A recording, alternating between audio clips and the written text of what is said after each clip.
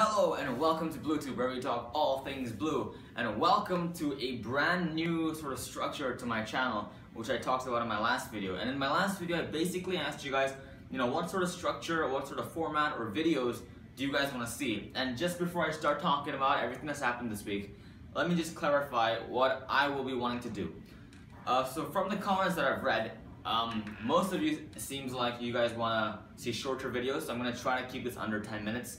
And this is going to be an every weekly thing, a weekly thing that goes on for less than 10 minutes per week, one video, about just recapping the whole thing, the whole week. But it's not going to be a match review per se, which is why it doesn't say match review in the title. I'm going to be looking at these matches and taking away the key points that I think are the most important, and talk about like a few key points and concentrate more on those, and then maybe talk about how I think we're going to do next week, and kind of have a preview and a review of a thing. And if you guys watch Chelsea TV, you guys will know exactly what I'm talking about, because they actually have a show called the Preview Review, where I kind of took inspiration. But also, there was a great idea from Fulcane, who has been a viewer for a long time, and he's been talking about how I could make videos about youth players or academy players or loaned players in Chelsea, and make a video doing like a spotlight on each player. And I thought that'd be very, very interesting, and I'd love to do that, but I thought what would be even more interesting is if I did a spotlight video on every player in the current Chelsea senior team. And I think that'll be even more interesting for you guys to watch as well. It'll be a lot more relevant. But at the same time, I do want to talk about, in the future, I do want to move on to talking about the youth players or the loaned players, and talk about how they're doing and stuff like that. But for now, that's going to be a separate video, so 2 videos per week. That second video is going to be probably posted somewhere around, I don't know, Tuesday, Monday, sometime around there. And I'm really looking forward to it. So, anyway, let's get back to this week. Let's get back to this video, where I'm going to talk about the games that we've had. And of course, we've had 2 games, both in the Premier League. One against Southampton, the next against Norwich. Both, we won 2-1, but both were very, very different games with different talking points. The Southampton game was a huge, huge game for me. Of course, it was, and by huge, I don't mean in terms of, points and, climbing up the table, because, by the way, guys, I do think top 4 is possible, despite what the pundits say. There are 10 games left to go, 8 points to make up. I think it's possible, just to get that out there. But this game was important for me because it showed that the players had spirit, they had passion, they had heart in what they were doing. It clearly came through, because we were down 1-0 at halftime, and we came back to win it 2-1 with a sensational performance in the second half. You could argue, maybe we should have started off a lot stronger. You could argue that, but I'd like to take away the positive here, because this really reminded me of the Champions League in 2012, where the players literally put in everything that they've got to get the result that they need. And that was reminiscent of that. And speaking of Champions League, there's PSG next week. I'll talk more about that near the end of the video, where I kind of preview the week that is to come. But guys, this game, very important for me. 89th minute goal to seal the win for us. Very, very fun game to watch. And really, for me, what kind of differentiates Chelsea from a lot of different clubs is the passion that the players have, and really the hard work and like the work ethic that the players have. I think that's one of the huge differentiating factors of Chelsea of other clubs, and that especially showed in the Champions League in 2012. And this was very, very reminiscent of that, which is very, very good. Next game, Chelsea versus Norwich, and this is where I'm going to make a lot of, most of my key talking points, which I'll go on to later. But very, very fun game to watch. Once again, we got the fastest goal in the Premier League this season at 38 seconds, I think, by Kenedy, and I will talk more about Kenedy later. And that was followed up by Diego Costa in extra time. It was an offside goal, I will admit that. But a goal's a goal. Some things goes against you, some things go for you in a season. And my God, last season a lot of things went against us. Hashtag campaign against Chelsea. So, I don't think this is a big deal as some people may make it out to be. But anyway, Diego Costa gets a goal. I think he's gone something crazy, like 10 goals in his last 12 games for Chelsea or something, which a very, very good record under Gus Hiddink. By the way, I'm not too sure about that statistic, but it's something around that. But this game was actually a lot tighter than it could have been, than it should have been, with Redmond getting that goal, making it 1-1, making it 2-1. there was a lot of pressure on us. And I do understand Hiddink approach and going defensively and not, trying to use a lot of energy, because we've got a lot of games coming up with Stoke City tomorrow and of course PSG, which is a big game. But anyway, from this game, the key talking points were, number one, Diego Costa. And he has been a talking point for Chelsea for the last few weeks, maybe in the last few months now, because he has been absolutely sensational. And ever since Hiddink has come in, he has made him become more of a striker. Because I remember under Mourinho, I talked about this before in a previous match review, I am absolutely certain of it, that he was kind of playing as a winger.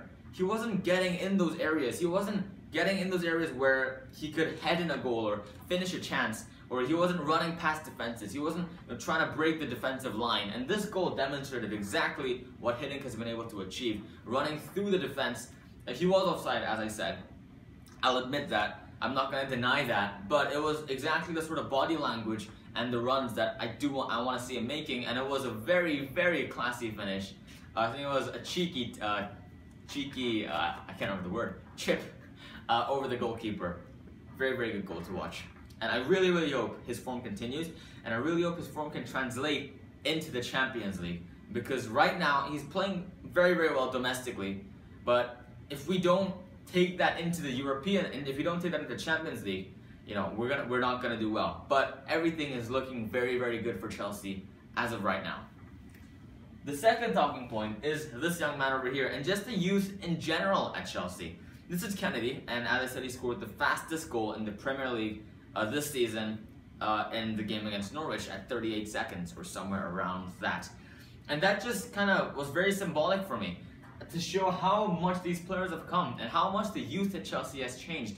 I think Bertrand Traoré started that game as well, and he made a he could have had one goal. He was one-on-one with the keeper. You could say maybe he got a bit put under the pressure and he couldn't deal with it. I don't know. But apart from that one chance which he missed, he played sensationally as well for me. He was better than Hazard for me, which I'll say. And Hazard, he's a different talking point on its own. I don't really want to get into that.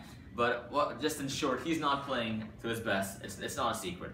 But Kenedy is, Traoré is, and a lot of these players, all of these young players, are playing at their best, and they are really showing what they're made of. Ruben Loftus-Cheek just recently, and by recently I mean like a month ago, got his first goal for Chelsea. Kenedy got his first goal for Chelsea a few weeks back as well. Bertrand Traoré got his first goal for Chelsea a few weeks back as well. And now they're getting into these sides much more regularly, and that's what I love to see.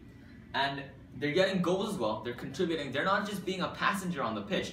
As I said, Bertrand Traoré was better than Hazard in this game, in my opinion. They're actually contributing a lot to the team, and the youth development is looking very, very positive, very optimistic. And I've been watching Chelsea for the last 8 years or so, and I don't remember a side that's been so influenced by young players as it is now. Like, we've got Kurt Zouma, and I know some of these players, they're not through our academy, which would be better, but a lot of them we did just buy from other players when they were young. But they are still very, very young players that we did develop into the players they are now, such as Kurt Zouma, Baba Rahman. Baba Rahman didn't have a very good game, actually, which is why he got subbed off, but in general, he's been very, very good, especially against PSG 2 weeks ago. But anyway, Baba Rahman, Ruben Loftus-Cheek, Bertrand Traoré, not Bertrand Traoré.